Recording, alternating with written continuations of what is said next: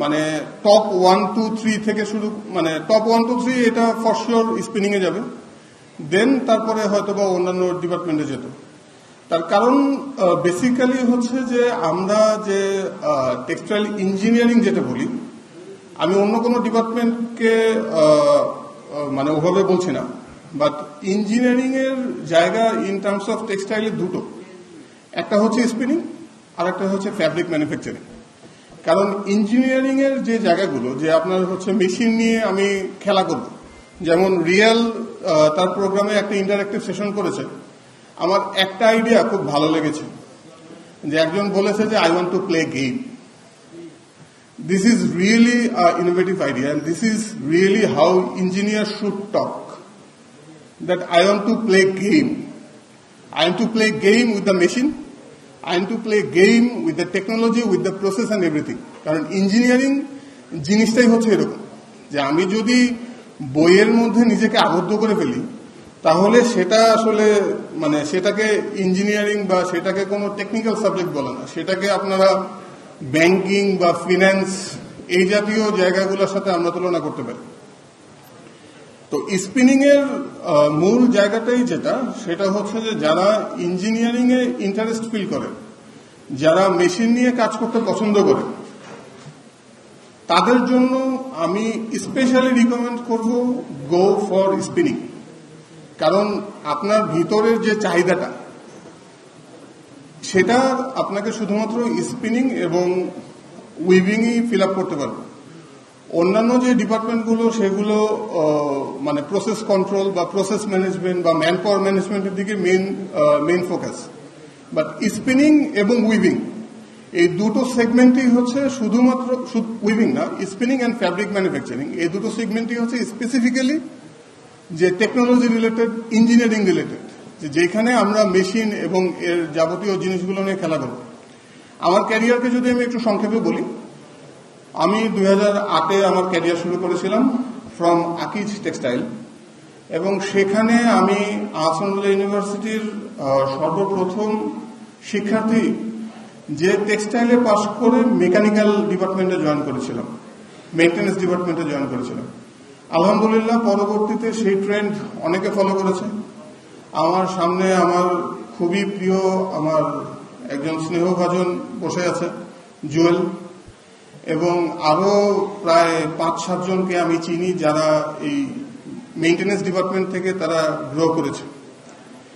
আমি যদি ক্যারিয়ার গ্রোথটাকে খুব সংক্ষেপে সাজাই, যে আমি আকিজ টেক্সটাইলে জয়েন করেছি, দেন 2010-11 পর্যন্ত আমি ছিলাম, খুব অল্প টাইম, 4 বছর।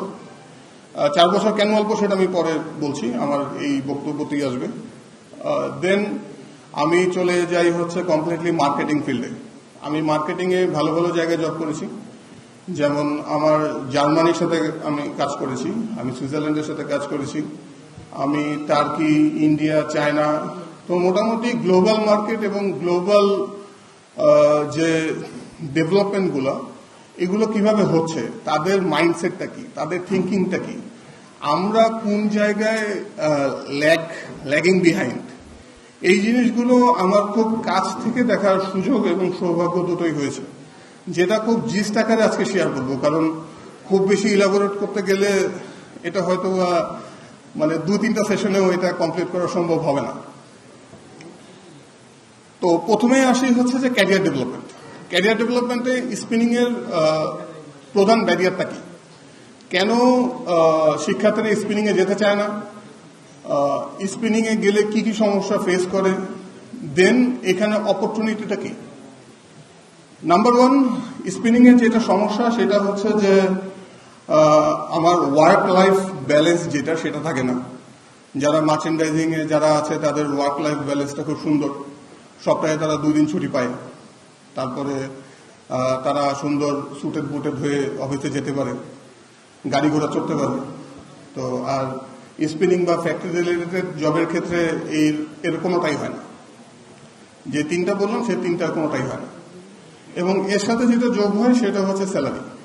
কারণ আমি জানি না এখন মানে কত টাকা দিয়ে লেখাপড়া করতে হয়, আমাদের সময় এই অ্যামাউন্টটা ছিল নিয়ার অ্যাবাউট 6 lakhs.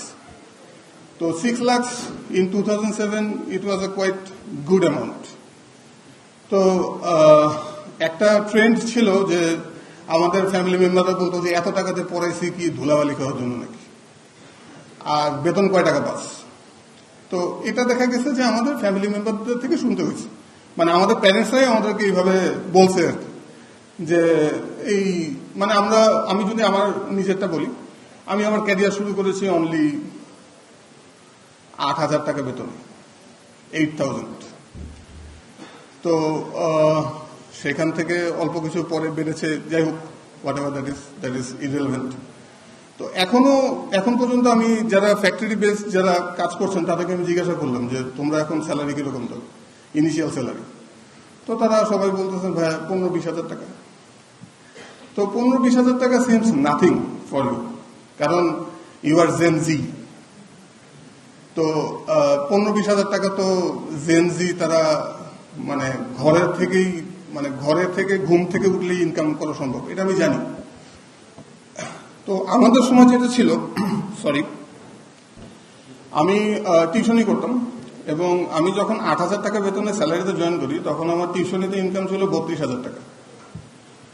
তো সেম মানে এটা তোমাদের সাথে এটা কম্পারেবল হয়ে যাবে যে তাহলে কেন আমি মানে এটাকে প্রফেশন হিসেবে বেছে নিলাম। আমার কি অন্য কোথাও অপশন ছিল না? আমার অন্য কোথাও অপশন ছিল, that was a better option.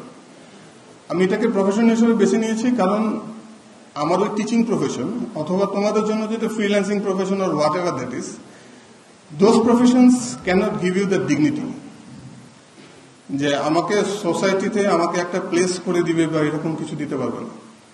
এবং আমি আমার ক্যারিয়ারটা বিল্ড করার জন্য এটার পেছনে আমি টাইম ইনভেস্ট করেছি।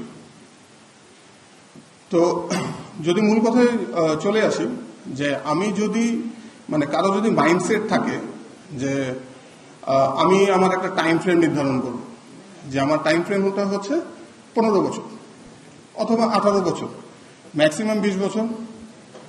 আমি টেকনোলজি ভালোবাসি, আমি মেশিন নিয়ে খেলতে ভালোবাসি, আমি তার সাথে খুব সিরিয়াসলি মিট করতে চাই, যে মানে কমেন্ট করেছিল I want to play game.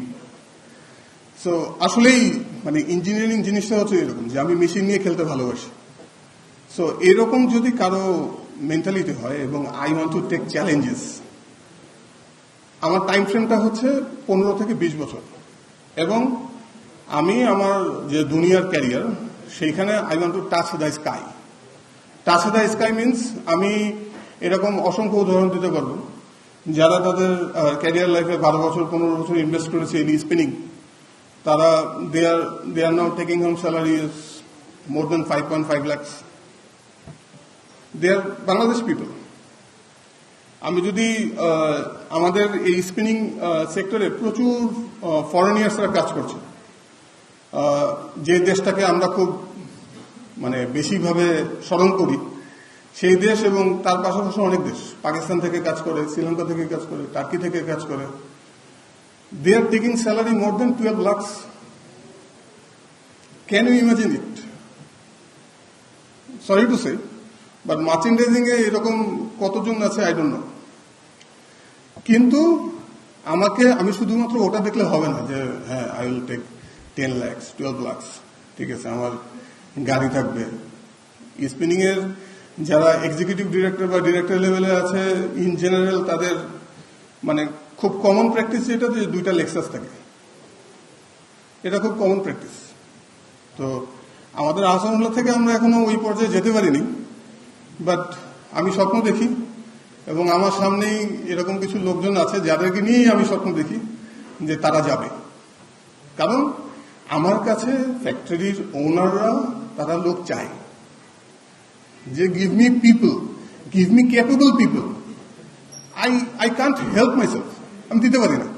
কারণ যারা আছে তাদেরকে যদি আমি সরাই তাহলে ওই ফ্যাক্টরির ওনাররা দে উইল কিল মি। তো এইখানে বিশাল একটা ল্যাকিংস আছে, যে ল্যাকিংসটা আমরা ফিল আপ করতে পারতেছি না। আমরা চাই হচ্ছে ওয়ার্ক কমফোর্ট, আমরা চাই সপ্তাহে 2 দিন ছুটি, আমরা চাই বউয়ের সাথে ঘুরে বেড়াবো, আমরা চাই বাচ্চার সাথে কাতুকুতু খেলবো, ঠিক আছে? তো দেখেন, দুইটা জিনিস কখনো একসাথে হয় না। যে আমি কি চাই, আমার ফার্স্ট প্রায়োরিটি কি, সেটা আমাকে প্রথমে ডিফাইন করতে হবে। What is my first priority, then সেটার উপরে আমাকে ক্যারিয়ার বিল্ড করতে হবে। আমি যদি আমার প্রায়োরিটিকে যদি প্রায়োরিটাইজ না করতে পারি, জিনিসটা একটু খুব কমপ্লেক্স বলে ফেললে মনে হয়। যে প্রায়োরিটিকে প্রায়োরিটাইজ করা, যে আমি কোনটাকে প্রায়োরিটি ধরবো, তো সেটাকে যদি আমি প্রায়োরিটাইজ না করতে পারি, then I can't get everything all together. আমি যদি আমার ব্যাচের ফ্রেন্ড সার্কেল যারা স্পিনিং দিয়ে ক্যারিয়ার শুরু করেছে তাদের জায়গাটা বলি, তো আমাদের ক্যারিয়ারের প্রথম 5 বছর খুবই স্ট্রাগলিং ছিল, সিরিয়াসলি স্ট্রাগলিং। বাংলাদেশের অনেক বড় বড় গ্রুপ আছে, আমি স্পেসিফিক নাম বলবো না কারণ নামগুলো বলার উদ্দেশ্য না, বাট যেগুলো গ্রুপে একদম লিখিত সংবিধান ছিল যে আমি একটা নাম উচ্চারণ করতে হচ্ছে, সরি, যে বুটেক্স ছাড়া অন্য কোনো ইউনিভার্সিটির ছেলে পেলে এখানে চাকরির জন্য অ্যালাউড না। এরকম অনেক বড় বড় অর্গানাইজেশন ছিল স্পিনিংয়ে।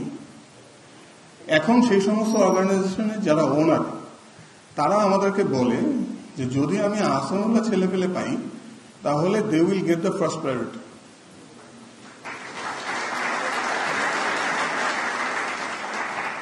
তো আমি এই সিচুয়েশনটা কিভাবে টপল হলো এই এক্সপ্লানেশনে যাব না, বললাম যে আমার টাইম খুব কম।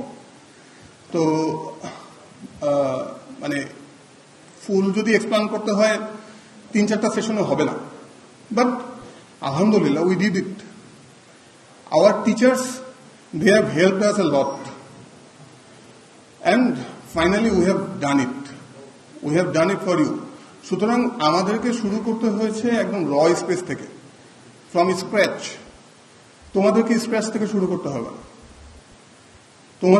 তোমরা যেটা জেনারেল জায়গা সেই জায়গা থেকে তোমরা শুরু করতে পারবা। কিন্তু একটা জিনিস না বললেই না, আমি এটা দিয়েই আর জাস্ট অল্প কিছুক্ষণ আলোচনা করবো, 2-3 মিনিট, যে তোমাদের দুটো জায়গায় ডেভেলপমেন্টের সিরিয়াস লেভেলে দরকার আছে।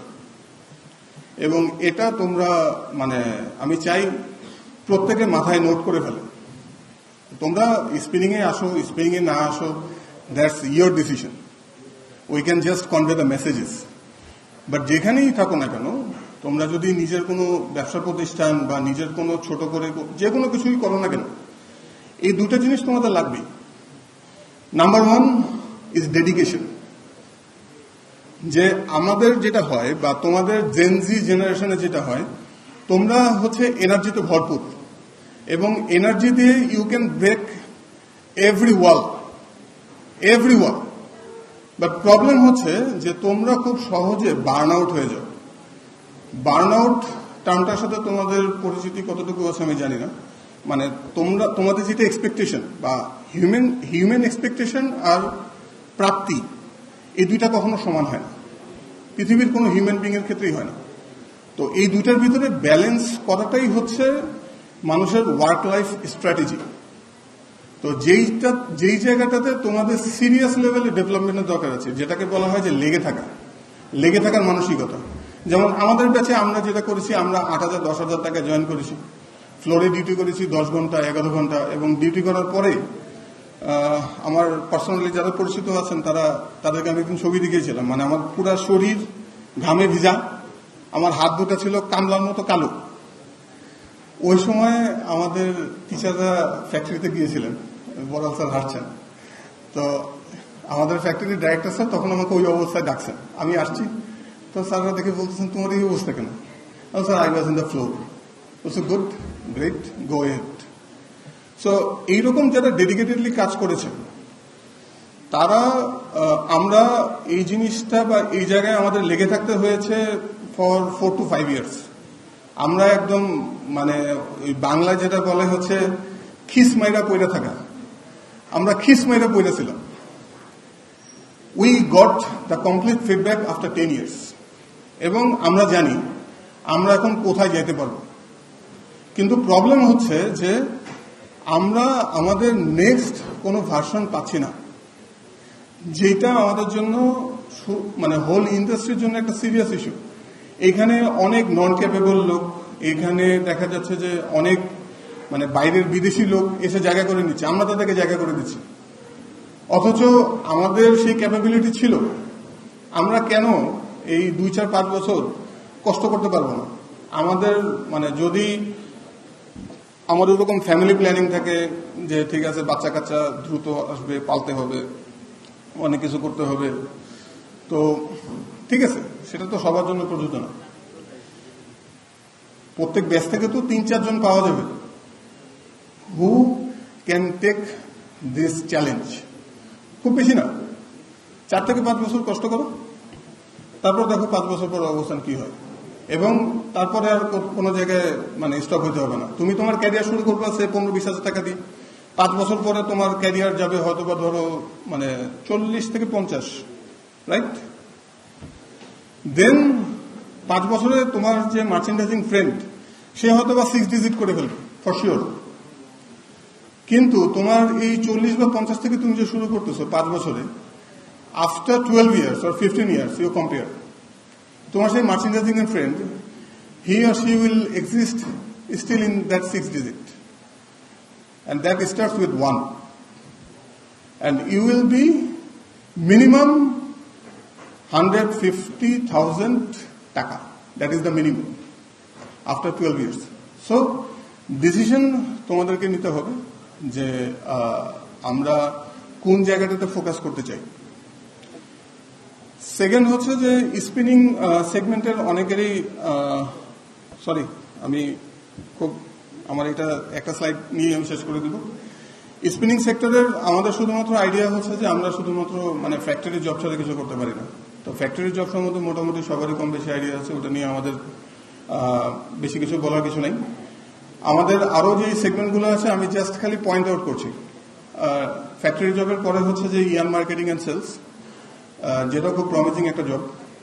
দেন হচ্ছে যে machine and accessories marketing and sales. তোমাদের ইনফরমেশনের জন্য জানা থাকা ভালো যে স্পিনিং এর যতগুলো ম্যানুফ্যাকচারার আছে, সেট্রুজলার, রিটার, মানে যারা মেইন ম্যানুফ্যাকচারার, উস্টার, আমিও একটা one of the major manufacturing বা কম্পোনেন্টের সাথে কাজ করি, আমার নিজের বিজনেস।